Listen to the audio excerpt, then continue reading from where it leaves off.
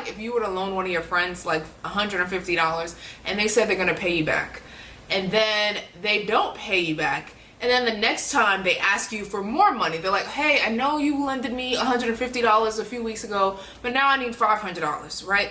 And so you're kind of the lender. You're the lender in this position, and you're thinking like, this person is not a worthy candidate for me to continue to lend money to them. Hello everyone, welcome back to another video. My name is Candice Latham.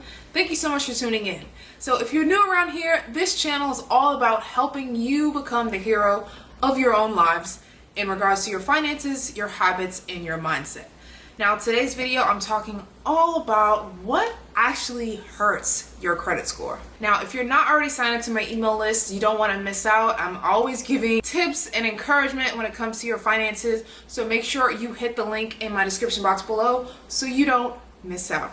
Also, if you're currently interested in hiring a money coach, I'd love to sit down and help you reach your money goals this year. 90-minute strategy session where I help you save, budget, and figure out a plan for your debt. So if that sounds like something you're interested in, you can also click the link in my description box below to learn more. All right, let's jump right into learning about credit.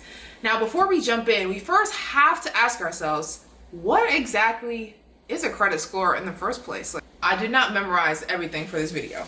I'll be honest, that's why my computer is here. But I'm gonna log into my handy dandy laptop. Y'all remember Blue's Clues? According to Investopedia, a credit score is a statistical number that evaluates consumers' creditworthiness and is based on credit history. So, your number of open accounts, total levels of debt, and repayment history. Basically are using your credit score to determine if you're a valuable candidate to paying back your loan. It's kind of like if you were to loan one of your friends like $150 and they said they're going to pay you back, and then they don't pay you back, and then the next time they ask you for more money, they're like, hey, I know you lended me $150 a few weeks ago, but now I need $500, right? And so you're kind of the lender. You're the lender in this position, and you're thinking like, this person is not a worthy candidate for me to continue to lend money to them. So you're kind of giving them a score, right? Because they didn't pay you back. Now that kind of ding their score, and you don't really want to lend them money. So that's kind of what a credit score is. It's very similar to that. Just when it comes to your credit score, it can range from 300 to 850 points. A score of 700 and above is considered good.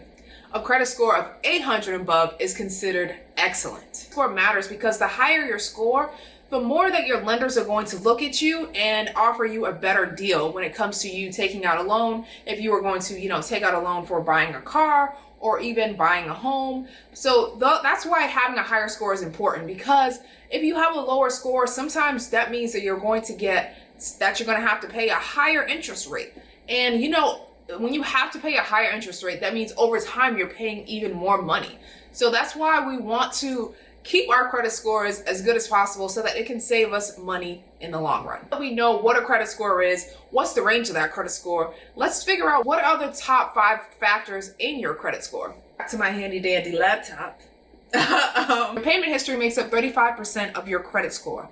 So that means that if you miss a payment, that is a big ding against you, right? That's a big negative. And that is what's one thing that hurts your credit score is when you miss a payment. So try not to miss those payments if possible. Right now with the coronavirus going on, you guys are in a situation where where right now you're unable to pay your bills due to the coronavirus that's going around. Maybe you've lost work, or maybe they've cut your hours back. Whatever your situation is, you want to make sure that you're calling your lenders and just seeing if there's anything that they can do to work with you currently in this situation.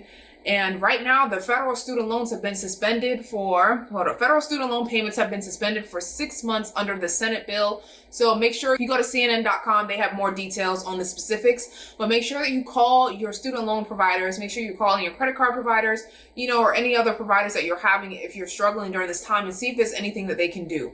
This is really this kind of a wake-up call for a lot of us to realize that we do have to save up more money in our emergency fund. $1,000 is not enough. I'm probably going to do a separate video about that, but yeah, this is definitely an eye-opener for a lot of us to realize that, once it's all over, I kind of got to get my ducks in a row. I got to save more. I got to, just be more prepared for if a situation like this ever arises again. But what does that mean? That means that in the future, me and you are going to be in a better place because we've learned our lesson. We talked about your payment history making up 35% of that pie. Your credit utilization takes up 30% of your credit score. So the credit utilization is just how much credit you're actually using. The lower your balances are on your debt that you have, the better. So let's say I have 5 credit cards, and each of those credit cards, the max I can spend is $5,000. Now, I don't want to max out my credit cards of spending $5,000 and just maxing them out, because that's going to ding my credit score. That's going to hurt my credit score because that is my credit utilization. It says using more than 30% of your available credit utilization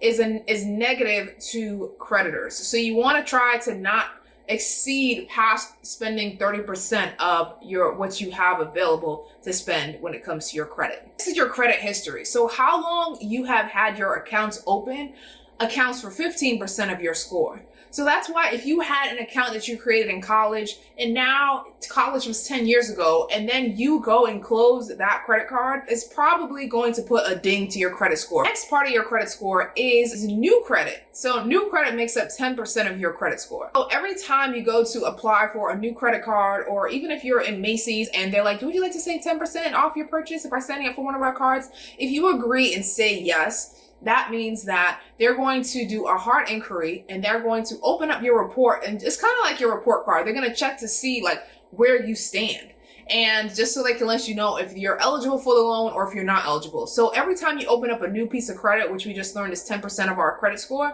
that is actually a ding. Opening up too many new credit cards or too many store cards in a short amount of time can actually hurt your credit score. Last piece that makes up 10% of your credit score is your credit mix. What are the types of credit that you have? Like, do you have student loan debt? Do you have a car loan? Do you have a credit card? So it's just checking the different kinds of mixes that you have in your wheelhouse, so to speak. The things that can hurt your credit we learned in this video are having too many cards, opening too many cards in a short amount of time, whether that's a store card or credit card, missing a payment. That's the big thing. So even if all you did was pay your bills on time, you would be in a good place. Paying your bills on time would leave you in a good place.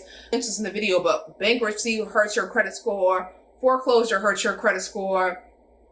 Collections and charge-offs hurt your credit score.